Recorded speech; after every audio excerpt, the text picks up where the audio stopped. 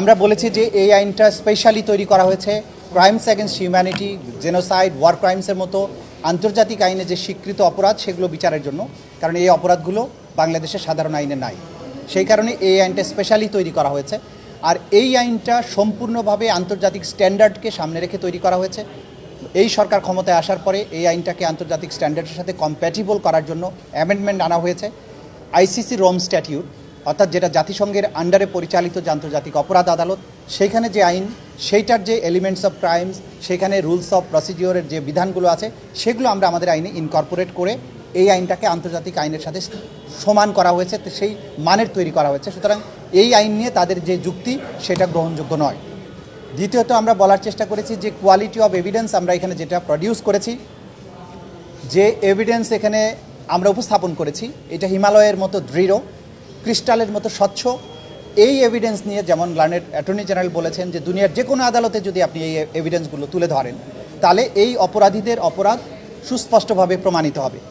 আমরা live witness এনেছি, digital evidence এনেছি, এবং যারা এই এভিডেন্সগুলো জেনারেট করেন, যেখানে তিনি কথাগুলো বলেছেন, সেই সমস্ত সংশ্লিষ্ট ব্যক্তিদেরকে আদালতে উপস্থাপন করেছি। যাকে অর্ডার দেওয়া হয়েছে তিনি এসে আদালতে সাক্ষী দিয়েছেন। সুতরাং এই এভিডেন্সগুলোকে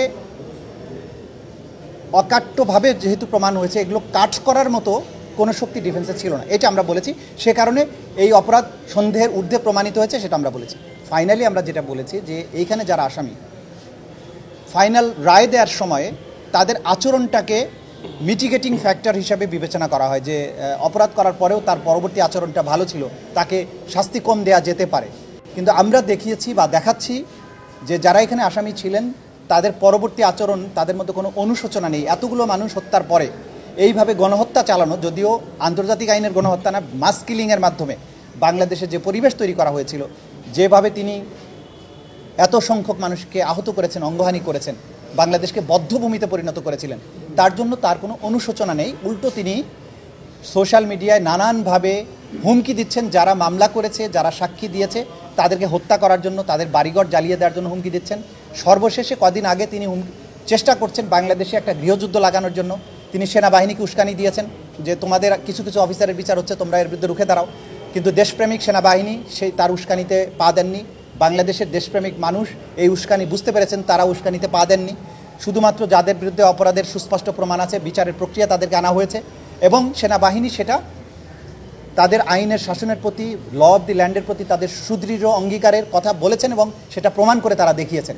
সুতরাং এইসব উস্কানি তাদের বিফলে গেছে। কিন্তু আমরা যেটা বলার চেষ্টা করছি, এইসব কর্মকাণ্ডের মাধ্যমে আসামিরা প্রমাণ করেছেন যে তাদের সামান্যতম অনুশোচনা নেই।